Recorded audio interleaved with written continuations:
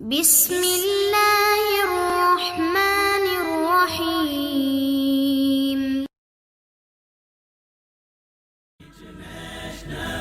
Islamic Research Center.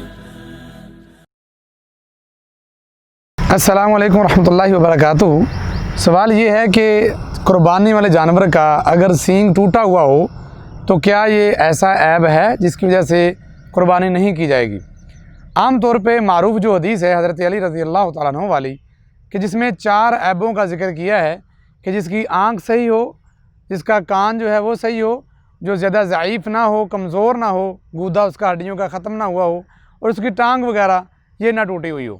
یہ 4 طرح کے ایسے عیب ہیں جو عام طور پہ بیان کیے جاتے ہیں کہ اگر یہ جانور میں ہو تو اس کی قربانی نہیں ہوتی۔ تو سینگ ٹوٹے کے حوالے سے جو بات ہے اس حوالے سے بھی یاد رکھیے، ایک حسن درجے کی روایت موجود ہے، جو روایت سنن نسائی شریف کے اندر بھی موجود ہے، جامع ترمذی میں موجود ہے، سنن ابن ماجہ میں بھی موجود ہے، اور سنن ابی داؤد شریف میں موجود ہے۔ اس کے راوی بھی سیدنا علی رضی اللہ تعالیٰ عنہ ہیں۔ ارشاد فرماتے ہیں آپ علیہ السلام نے ہمیں اس بات سے منع فرمایا کہ ہم کان کٹے اور سینگ ٹوٹے جانور کی قربانی کریں۔ یہ سنن ابی داؤد شریف کے اندر حدیث نمبر 2805 ہے، سنن نسائی شریف کے اندر حدیث نمبر 4382 ہے، اور جامع ترمذی کے اندر حدیث نمبر 1503 ہے، سنن ابن ماجہ میں حدیث نمبر 3145 ہے۔ تو یہ تمام جو کتابیں ہیں ان میں یہ حدیث موجود ہے۔